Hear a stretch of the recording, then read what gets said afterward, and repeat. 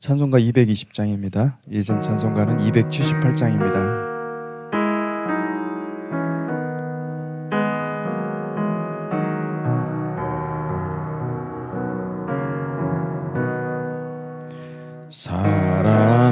사랑하는 주님 앞에 형제자매 한자리에 크신 은혜 생각하며 즐거운 찬송 부르네. 내 주 예수 오늘 받아 모든 사람 내 몸같이 환난 근심 위로하고 진심으로 사랑하세. 사랑하는 주님 앞에 온갖 충성 다 바쳐서 괴로우나 즐거우나 주님만 힘써 섬기네. 우리 구주님 거룩한 손 제자들의 발을 씻어 남 섬기는 종의 도를 몸소 행해 보이셨네. 사랑하는 주님 예수 같은 주로 섬기나니 한 피 받아 한 몸 이룬 형제여 친구들이여 한 몸같이 진밀하고 마음으로 하나 되어 우리 주님 크신 뜻을 지성으로 준행하세. 아멘. 기도하겠습니다. 하나님 아버지 감사합니다. 주님께서 우리를 지키시고 보호하시고 함께 하심으로 우리가 주님과 함께 동행할 수 있습니다. 주님, 주님의 은혜를 구합니다. 우리가 교회를 주님의 마음으로 사랑하고 공동체를 마음에 품고 기도하는 거룩한 백성 되게 하여 주시옵소서. 마지막 때에 수많은 영혼들이 주님께 돌아온다고 약속하셨는데 하나님, 우리 주변에 아직도 여전히 주님을 알지 못하고 주님을 깨닫지 못하고 주님을 믿지 못하는 많은 분들이 많이 있습니다. 주님, 그들에게 우리가 복음을 들고 나아갈 수 있도록 도와주시고 아버지, 우리에게 용기를 주시고 힘을 주시고 지혜를 주시고 또 말씀을 더하여 주셔서 하나님 그들의 영혼을 구하는 백성들이 될 수 있도록 축복하여 주시옵소서. 감사드리며 예수님 이름으로 기도했습니다. 아멘. 네, 오늘 말씀은 베드로전서 3장 1절에서 12절 말씀입니다. 베드로전서 3장 1절에서 12절 말씀입니다.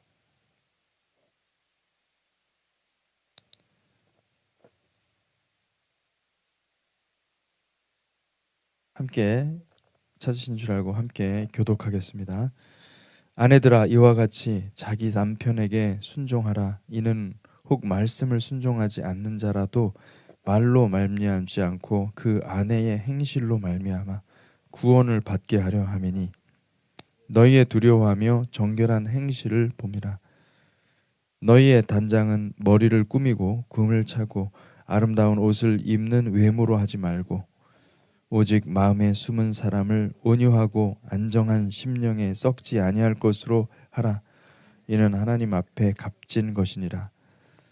전에 하나님께 소망을 두었던 거룩한 부녀들도 이와 같이 자기 남편에게 순종함으로 자기를 단장하였나니, 사라가 아브라함을 주라 칭하여 순종한 것 같이 너희는 선을 행하고 아무 두려운 일에도 놀라지 아니하면 그의 딸이 된 것이니라. 남편들아, 이와 같이 지식을 따라 너희 아내와 동거하고 그를 더 연약한 그릇이요 또 생명의 은혜를 함께 이어받을 자로 알아 귀히 여기라. 이는 너희 기도가 막히지 아니하게 하려 함이니라.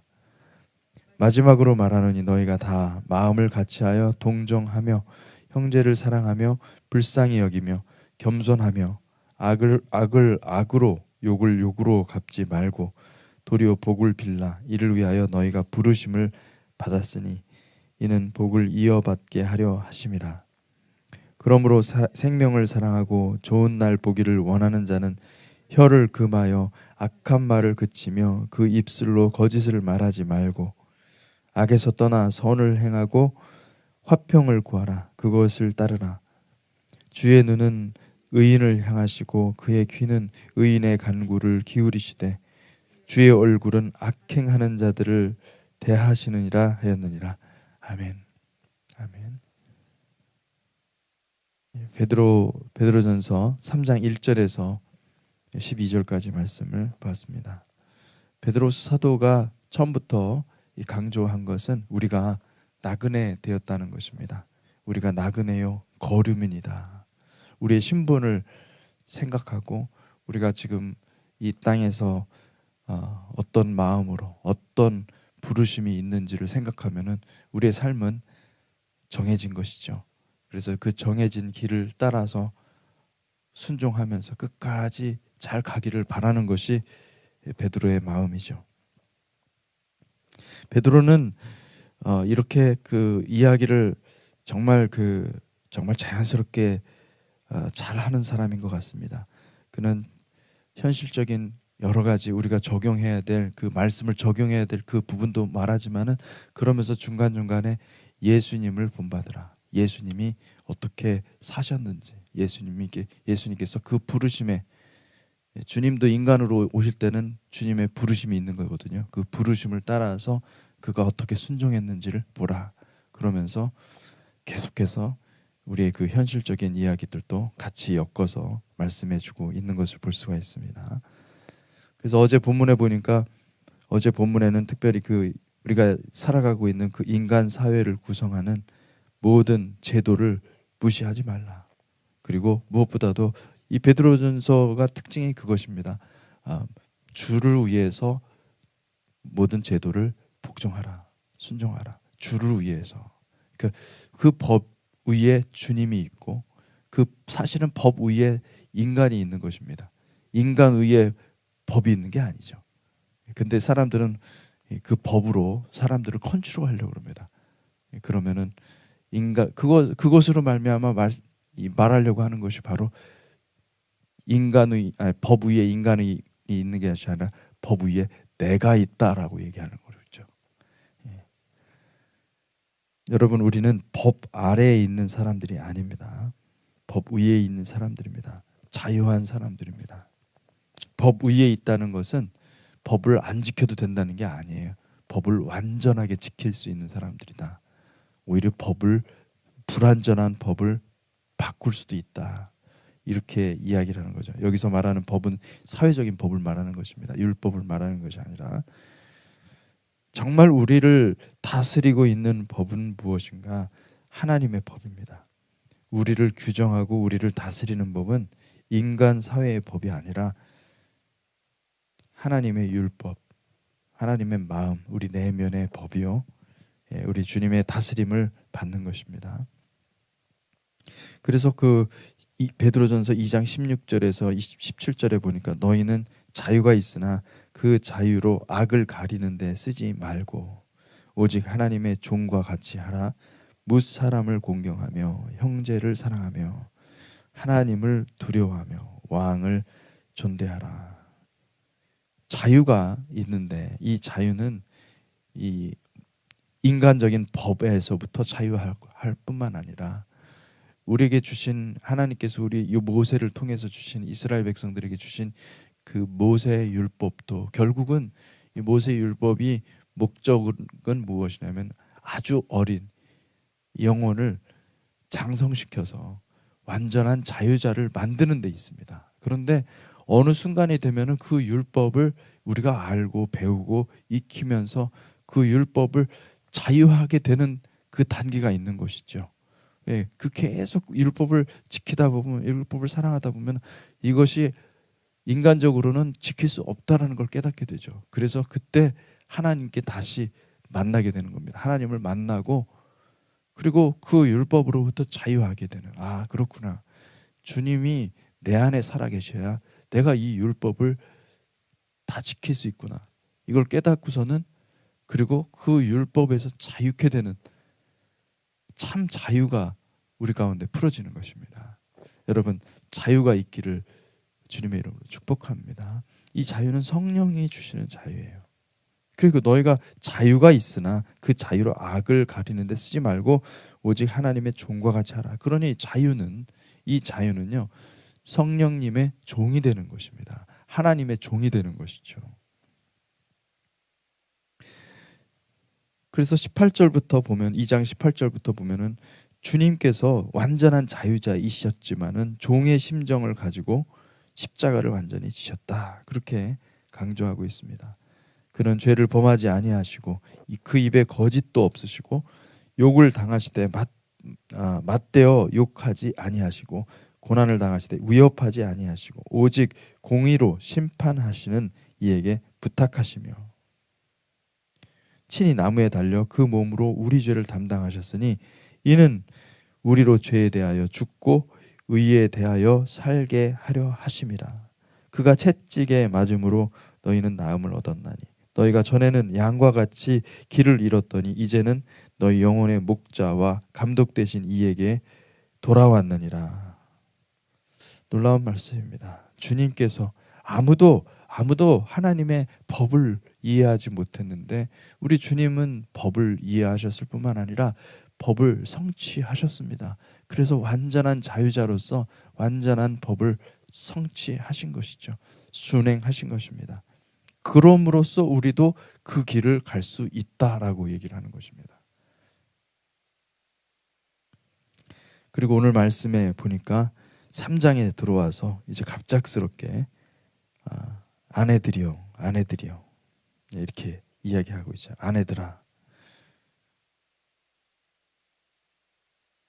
가장 먼저 갑작스럽게 이렇게 아내들에게 교훈을 주신 이유는 아마도 당시도 지금처럼 예수 믿는 사람들 중에는 남자들보다 여자가 더 많지 않았을까. 그렇게 추측을 해봅니다. 사실 가만 보면 이 세상이 돌아가는 걸 보면요. 남자가 뭔가 할 것 같잖아요. 근데 남자가 거의 할 게 별로 없습니다. 여자들이 대부분 다 하죠.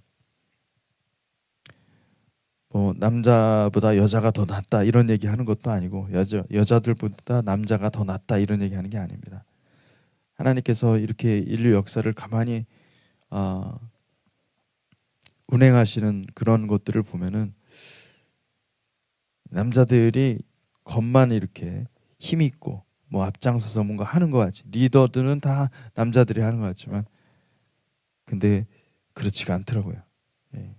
여러분 남자의 영광은 여자입니다. 여자가 어떻게 하느냐에 따라서 남자의 운명이 바뀝니다. 그래서 베드로가 아내들을 먼저 이야기한 것은 성도들 중에는 아내들이 많고 그 아내들의 변화로 남편들까지 구원할 수 있기 때문입니다. 여러분 우리가 어떻게 말하고 어떻게 행동하느냐에 따라서 우리들의 남편도 구원할 수 있습니다. 할렐루야. 예. 그래서 여러분 가족 구성원들이 있지 않습니까? 그거는 우리가 기도의 제목입니다. 기도해야 됩니다. 구원을 위해서 끝까지 기도하시기를 주님의 이름으로 축복합니다. 오늘날에는 부부가 같이 이렇게 신앙생활 하는 사람들이 많지만 예전에는 안 그랬지 않습니까? 예전에는 정말 매맞는 아내들, 뭐 요즘에는 매맞는 남편들도 있다고 하더라고요. 말을 안 들어. 정말 말을 안 들어서 그냥 계속 매를 들어야만 말을 듣는 남편들이 또 있다고 하더라고요. 여러분, 근데 주님이 원하시는 것은 아내들이 자기 자리를 찾는 것이죠. 아내들이 어떻게 하라고 그러죠? 자기 남편에게 순종하라. 이는 혹 말씀을 순종하지 않는 자라도 말로 말미암지 않고 그의 아내의 행실로 말미암아 구원을 받게 하려 하매니. 아내는 순종을 배워야 합니다. 예수 그리스도의 순종을 가장 먼저 몸에 새겨야 하는 사람들인 것이죠. 가장 어리석은 자는 불순종하는 아내입니다. 순종하지 않고 자기를 주장하는 아내는 결코 남편의 사랑을 받지 못합니다. 남편의 말을 그대로 순종하는 것이 아니라 주를 위해서 순종하는 것이 중요한 것입니다. 주님이 본을 보이신 것 같이 나를 부인하고 십자가를 지고 주님을 따르는 것이 순종인 것입니다. 사도 바울도 아내들에게 먼저 권고했죠. 에베소서 5장에 보면은 아내들이여 자기 남편에게 복종하기를 주께 하듯 하라. 이는 남편이 아내의 머리됨이니 그리스도께서 교회의 머리됨과 같음이니 그가 바로 몸의 구주시니라. 그러므로 교회가 그리스도에게 하듯 아내들도 범사에 자기 남편에게 복종할지니라. 바울은 특별히 그 교회를 아내라고 얘기를 하고 있는 것입니다. 아내가 그리스도에게 하듯이. 여러분, 우리는 그런 점에서 먼저 아내들을 언급한 것을 생각하면서 이게 진짜 어떤 우리 여자로서의 아내를 바라보는 것이 아니라 마땅히 우리 모두가 다 그리스도의 신부로서 우리 스스로를 온전히 순종하는 일에 우리가 힘을 써야 되겠구나. 이것을 배우게 됩니다. 여러분, 순종함으로써 세상이 알지 못하는 행복을 발견하시기를 바랍니다. 세상은요, 내 뜻대로 원할 때 행복을 준다, 이렇게 거짓말을 합니다. 근데 하나님 말씀은 뭐냐면 순종하면 세상이 알지 못하는 행복을 준다. 순종하시기를 주님의 이름으로 축복합니다.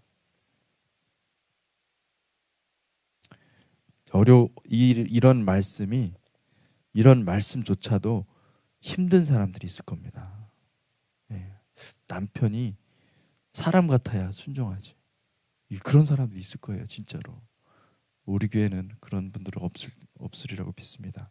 그런데 정말 그럴 수 있습니다. 그런데 그런 순간에 순종하셔야 돼요. 그게 진짜입니다. 도저히 순종할 수 없는데 순종하는 것이죠. 왜요? 주님의 말씀 때문에 주를 위하여 순종하는 것입니다. 주를 위하여 순종하는 것은 하나님 나라에서 기억되는 거예요. 엄청나게 아름답게 기억됩니다. 그러니까 우리가 그때 순종하는 것이 가장, 순종할 수 없는 상황에 순종하는 것이 가장 중요합니다.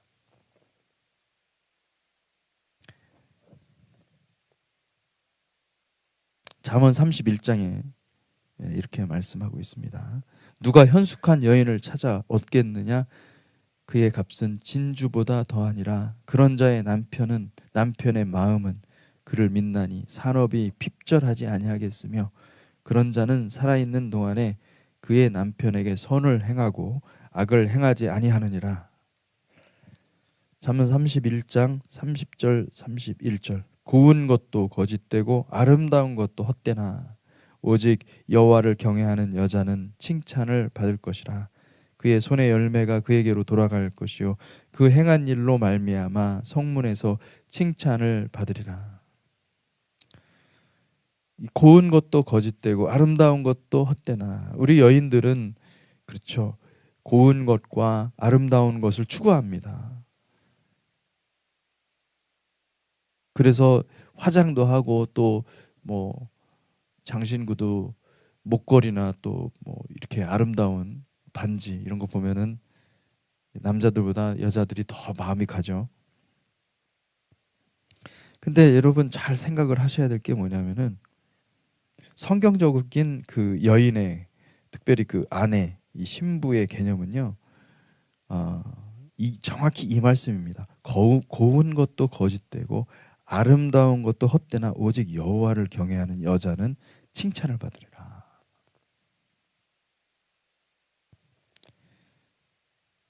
서구 사회가 잘못 가르쳐 준 것이 바로 신부의 개념입니다. 신부는 드레스 입고 아름다운 모습. 그때는 그 주인공이 돼야 돼요. 결혼할 때 신부 드레스를 보십시오. 휘황찬란하잖아요.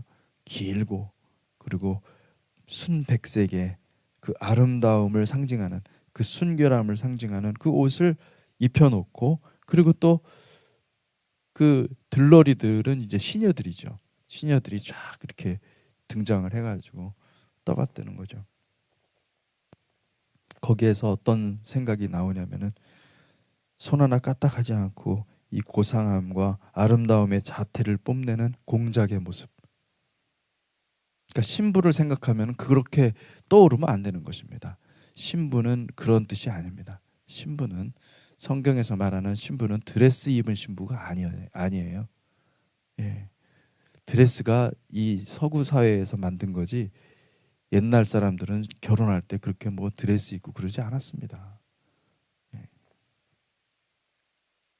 신부는 우리가 지금 착각하고 있는데, 옛날 사람들, 고대 사람들의 신부 개념은 거의 노예입니다. 그 가정에 들어가서 완전히 종살이처럼 하는 것처럼 그렇게 인식이 됐었습니다. 그런데 성경은 뭐라고 그러냐면은 하나님을 두려워하는 여인이라고 얘기를 하는 거거든요. 예.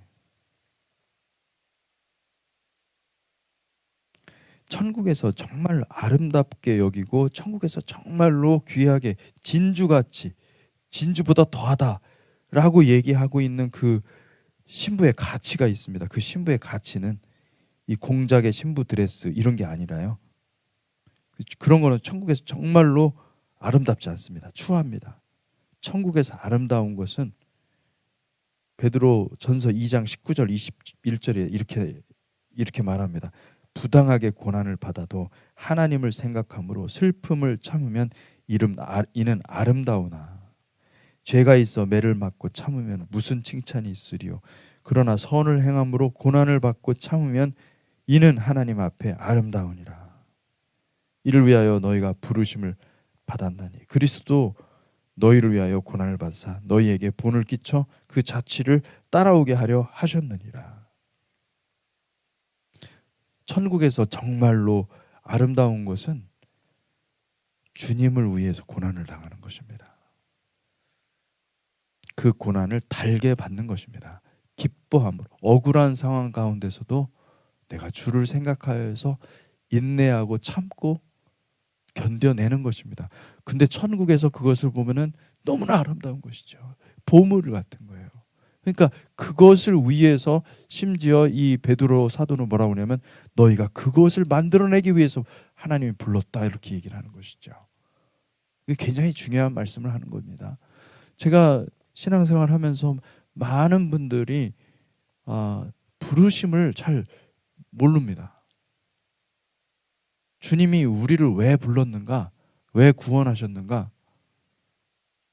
여러분들이 세상에서 영광받게 하기 위해서, 여러분들을 세상에서 영광받는 존재로 하기 위해서 부른 게 아닙니다. 만약에 그렇게 주님의 부르심을 이해한다면은 우리는 신앙생활의 방향이 잘못된 것입니다. 뭐냐면 정말 주님을 사랑하는 노예, 주님을 사랑하는 종이 되기 위해서 불렀구나. 남자와 여자를 떠나서, 남편과 아내를 떠나서 이것은 다 똑같은 부르심이에요. 예수 그리스도가 걸어가셨던 그 길을 나도 걷겠다라고 걸을 수 있도록 우리는 할 수 없지만 성령께서 함께 하시기 때문에 그렇게 우리를 끌고 가신다라고 믿고 따라가는 것입니다. 골로새서 1장 24절에서 29절 사도 바울은 어떻게 이야기를 하냐면은 나는 이제 너희를 위하여 받는 괴로움을 기뻐하고 그리스도의 남은 고난을 그의 몸된 교회를 위하여 내 육체에 채우노라. 바울은 깨달았어요. 아, 그렇구나. 내가 예수 안에서 당하는 이 고난은 너무나 값진 것이구나. 할렐루야. 그런 깨달음이 저와 여러분들 가운데 임하기를 주님의 이름으로 축복합니다. 아멘. 교회가요, 여러분, 교회가 그것을 실현할 수 있는 유일한 곳입니다. 얼마나 아름다운 일인지 몰라요. 그래서 교회는 믿음이 좋은 사람이 있고 믿음이 안 좋은 사람도 있는 거예요. 믿음이 안 좋은 사람들의 그 고난, 우리가 볼 때는 전혀, 그러니까 믿음이 좋은 사람들의 입장에서 볼 때는 내가 받지 않아도 될 고난인데 사랑하기 때문에, 예수 그리스도를 사랑하기 때문에 내가 순종함으로써 그가 당할 고난까지도 내가 짊어지는 것입니다. 그걸 왜 짊어집니까? 우리가 예수의 피로 하나 되지 않았다고 한다면 우리는 짊어질 이유가 없는 사람들인데 짊어지는 거죠. 예. 참고 견디고 안고 같이 가는 거죠. 근데 여러분 가만 보면 우리도 그랬거든요. 우리도 신앙이 뭐 하루아침에 잘 됩니까? 막 성장하면 쭉쭉 성장합니까? 비 오는 다음날 아침에 일어나면 막 잡초들이 쭉쭉 자라나죠. 우리 신앙도 그렇게 자랐으면 좋겠어요. 근데 절대 신앙이 안 그래요. 누군가는 나를 위해서 섬겨줘야 되고 누군가는 나를 위해서 견뎌야 되고 누군가는 나를 위해서 붙잡아 주지 않고서는 내가 성장이 안 됩니다. 믿음이. 그렇잖아요. 계속 붙들어줘야 되고 붙잡아줘야 되고 계속 은혜 가운데 머물도록 해줘야 되고 그런 일들을 누가 해야 됩니까? 성숙한 사람들이 하는 거예요. 성숙한 사람들이 그걸 함께 하면서 교회가 성장하고 성숙하고 자라가는 것입니다. 주님이 얼마나 그것을 기뻐하실까요? 주님이 너무너무 기뻐하십니다. 여러분, 주님의 부르심은요, 교회를 통해서 우리가 온전한 주님의 몸이 되도록 하는 것입니다. 내가 교회의 일꾼 된 것은 하나님이 너희를 위하여 내게 주신 직분을 따라 하나님의 말씀을 이루려 함이니라. 이 비밀은 만세와 만대로부터 감추어졌던 것인데, 이렇게 표현하고 있어요. 이 비밀은 만세와 만대로부터 감추어졌던 것인데 이제는 그의 성도들에게 나타났고 하나님이 그들로 하여금 그 비밀의 영광이 이방인 가운데 얼마나 풍성한지를 알게 하려 하심이라. 이 비밀은 너희 안에 계신 그리스도시니 곧 영광의 소망이니라. 우리가 그를 전파하여 각 사람을 권하고 모든 지혜로 각 사람을 가르침은 각 사람을 그리스도 안에서 완전한 자로 세우려 함이니 이를 위하여 나도 내 속에서 능력으로 역사하시는 이의 역사를 따라 힘을 다하여 수고한다.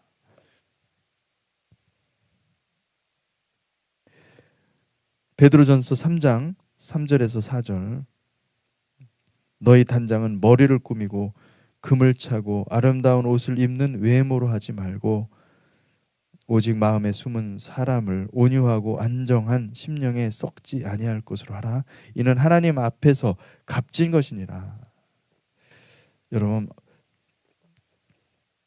우리는 마음이 허해가지고 예쁜 옷을 보면은 사야 되겠다.